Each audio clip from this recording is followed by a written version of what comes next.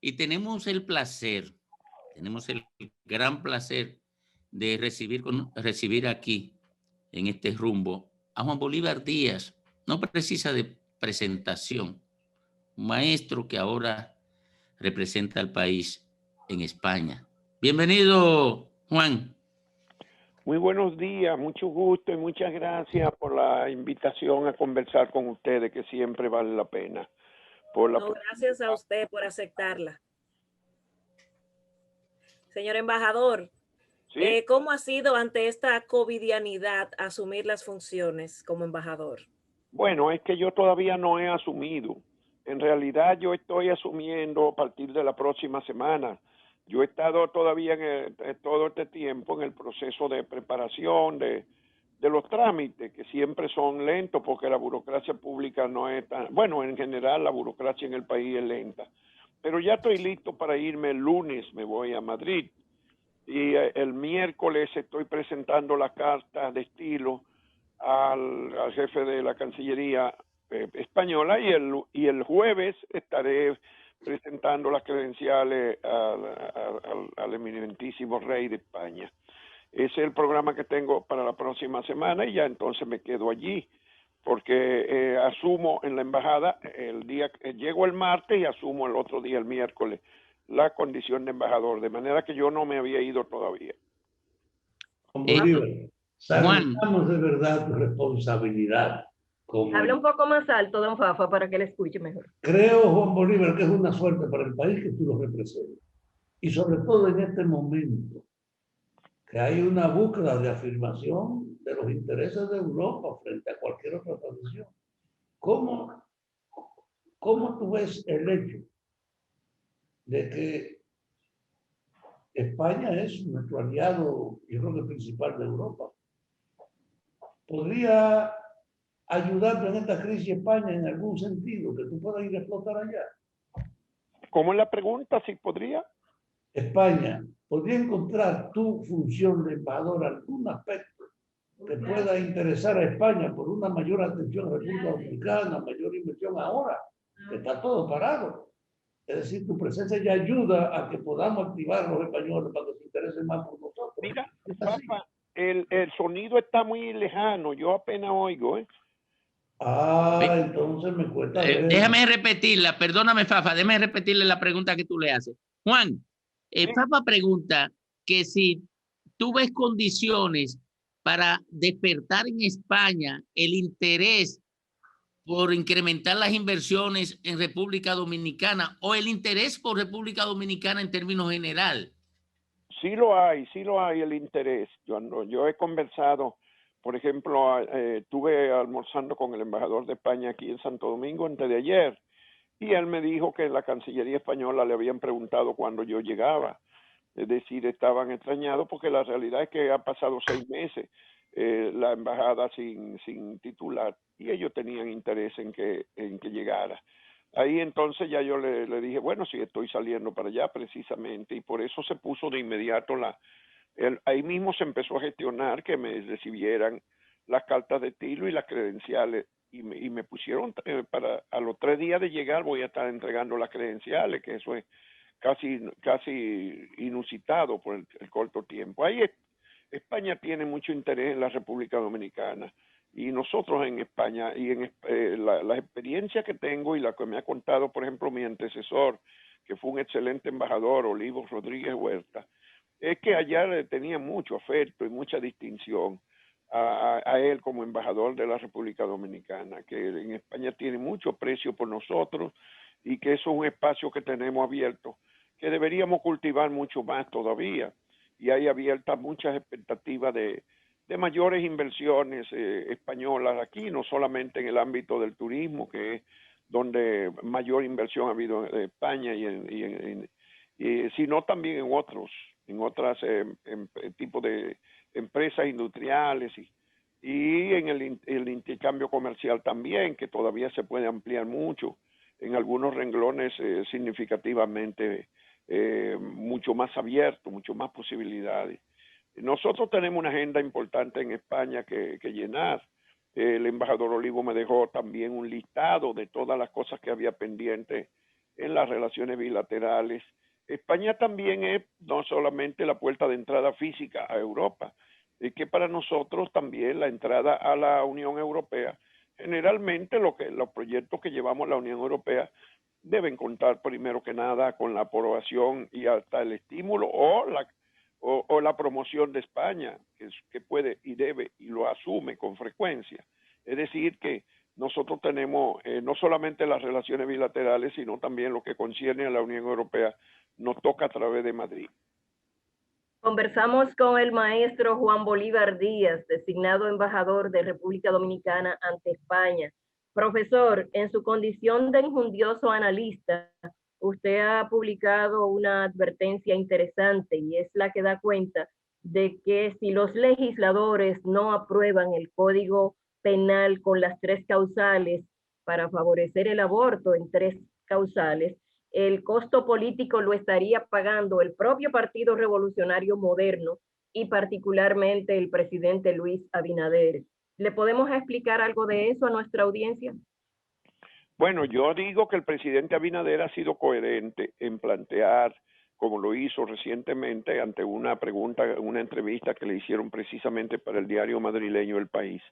Y él reafirmó lo que además había sido su criterio anteriormente, de que procedía a aprobar las 3 causales como excepciones para permitir la interrupción de un embarazo.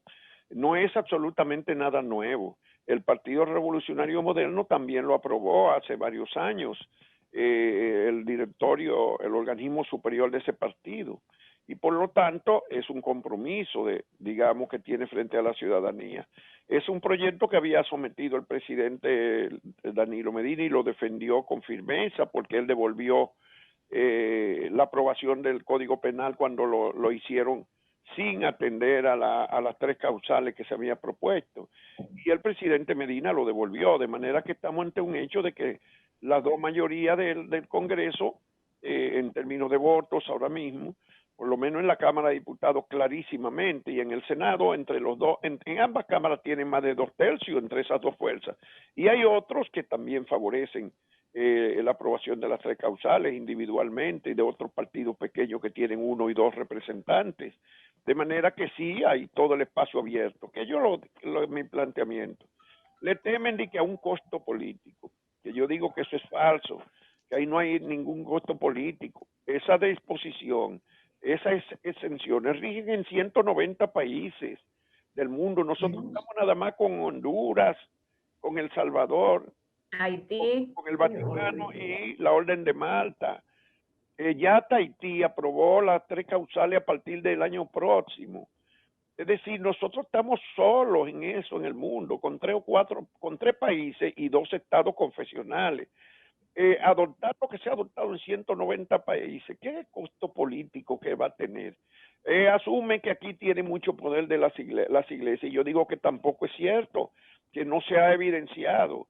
Y pongo 2 ejemplos, hay múltiples, pero yo puse en ese artículo el hecho de que Juan Bosch, en la campaña electoral para las elecciones del 62, fue acusado de comunista y ateo.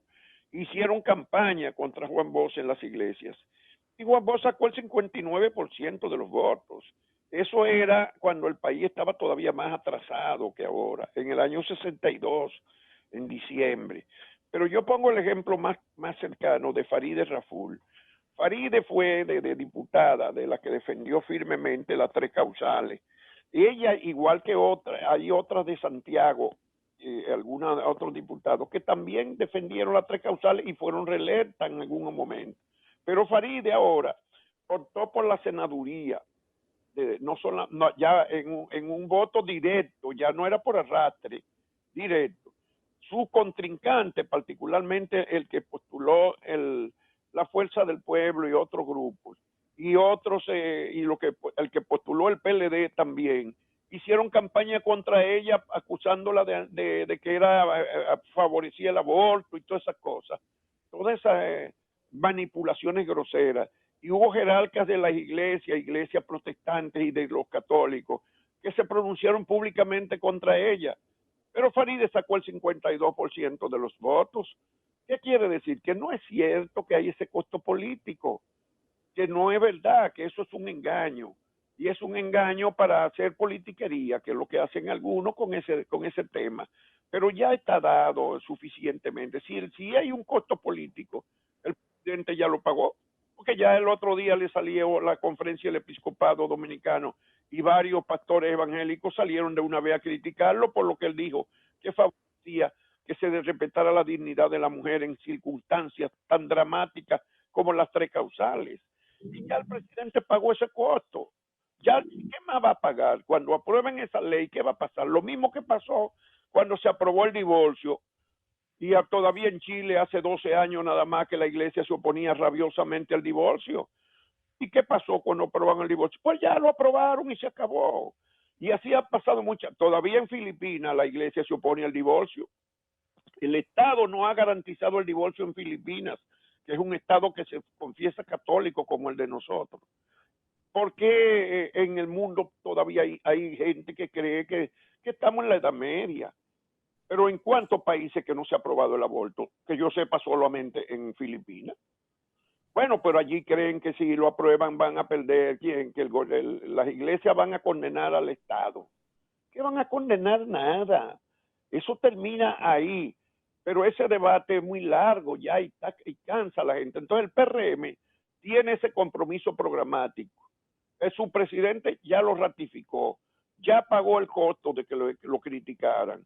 Entonces tiene la oportunidad, teniendo la mayoría y el partido de oposición que tiene más legisladores, también lo favorece. Entonces, ¿por qué no lo van a aprobar ya?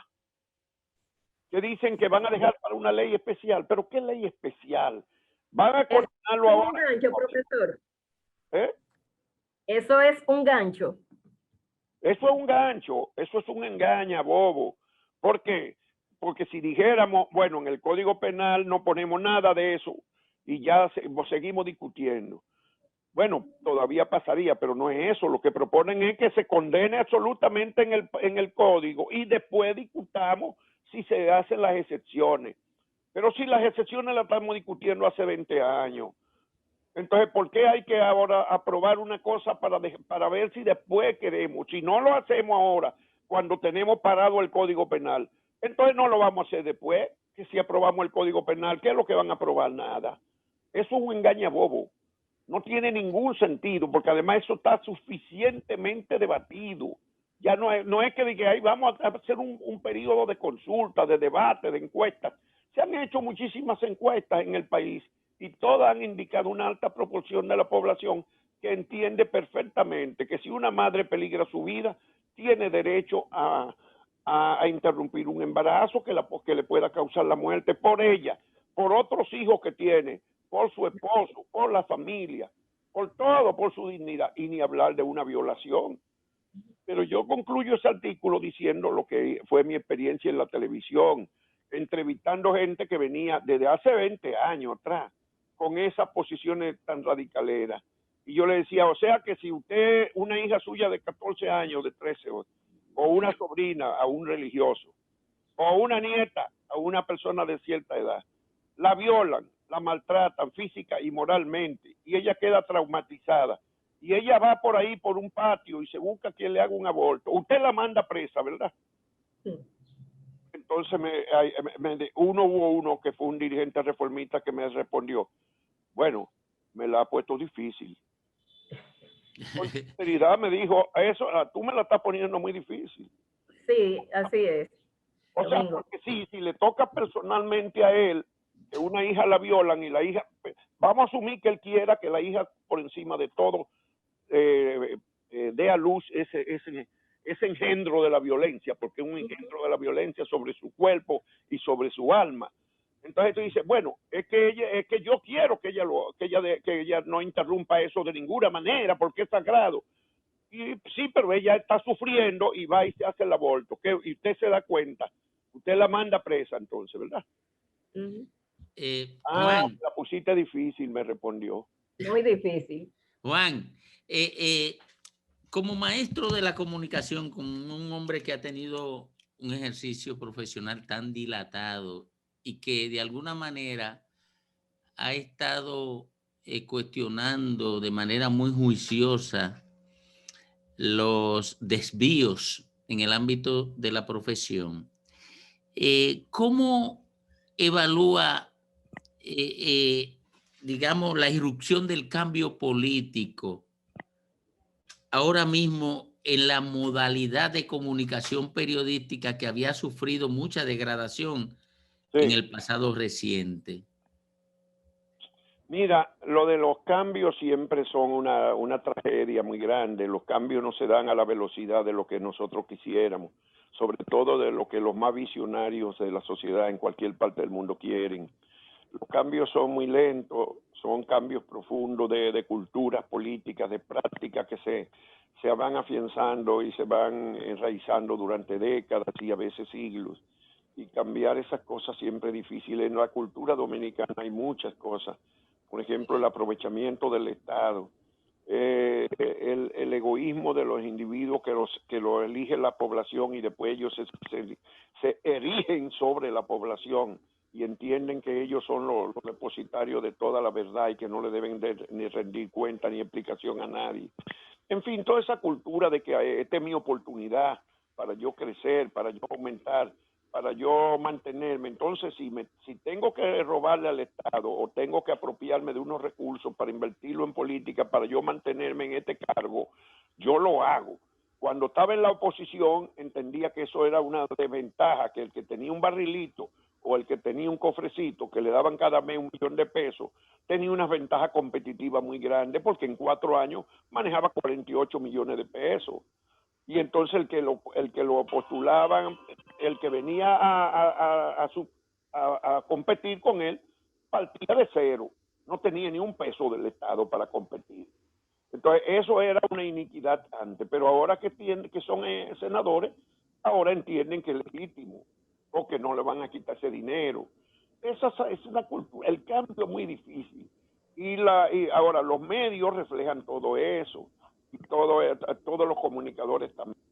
Yo me quejo de que lo que hay que hacer es promover y apoyar firmemente las pocas cosas que se van haciendo. Son pocas todavía, pero se están haciendo. Y entonces hay que incentivarlas. Por ejemplo, yo veía un título en esta semana de un periódico que decía que se han quedado cortas la supresión de organismos porque eran más. Eso era cuando acaban de anunciar la supresión del DICON. Del DICON, sí.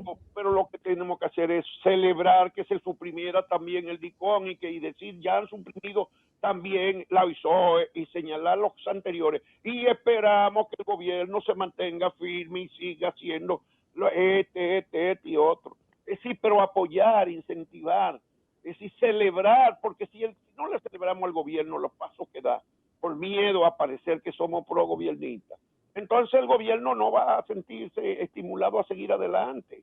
Tenemos que estimularlo y que nadie me diga a mí ahora que yo estoy diciendo esto porque yo he estado vinculado a ese cambio político. Porque yo pasé 2 años apoyando a Leonel Fernández. Yo fui al diálogo nacional y estuve entre los que propuse, hice múltiples propuestas. Y el diálogo nacional de Leonel no fue en el 96, fue a final del 97 hasta principios del 98 que se realizó. Yo fui al Palacio con Danilo Medina varias veces al principio, le di apoyo con lo de la revisión del contrato de la Barri, con lo de Bahía de las Águilas tuve en el Palacio Nacional con Uchi Lora y la doctora sobrina de Uchi Lora, para ayudar al presidente a solucionar eso. O sea, nosotros estuvimos apoyando cosas positivas siempre. Ahora, si pasa el tiempo y en vez de lo positivo lo que echamos para atrás, entonces uno tiene que salir a la crítica y no quedarse entonces cruzando de brazos, ni declararse autónomo ni independiente, porque ahí ya yo no soy independiente. Ahí entonces yo empiezo a cuestionar y fue lo que pasó con Leonel y lo que pasó con Danilo. Llegó un momento en que yo empecé a cuestionarlo y en vez de acercarnos nos fuimos distanciando, porque además las acciones de gobierno me llevaron a la distancia. Ricardo se nos fue, Ricardo. Gracias, Juan Bolívar. Muchísimas gracias. No, estoy aquí. Déjame saludar al maestro Juan. Espero que esté bien y que asuma pronto y que la salud esté bien. Muchas gracias, muchas gracias. Tan pronto asuma, evidentemente que no voy a estar tratando de trazar pautas desde fuera del país. en las cuestiones, digamos, de la cotidianidad dominicana. Por eso yo ya dejé de escribir los análisis que eran mayormente políticos que hacía los sábados en el periódico Hoy. Escribiré artículos esporádicamente sobre temas que no sean los polémicos del día a día, porque yo, por respeto a los lectores, si yo vivo fuera del país y además si estoy representando al Estado, puedo tener un conflicto de interés en medio de la coyuntura inmediata, de manera que sobre los temas inmediatos, yo, sobre todo cuando impliquen alguna crítica política, cosa a cualquiera de los sectores, yo me voy a inhibir durante el periodo que esté fuera del país. Bueno, Juan, dijo en estos días nuestra apreciada y común doña Altagracia Salazar, dijo: señores, me estoy dando cuenta que estamos envejeciendo. Juan dejó de escribir los artículos y yo estoy fuera de la radio y la televisión. Dijo Altagracia. Sí. Bueno, gracias.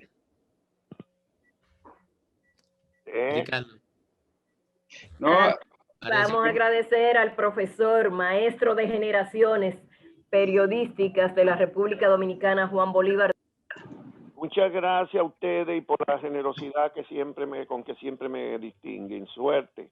Abrazo, profesor. Gracias, maestro. Nos vamos y nos vemos.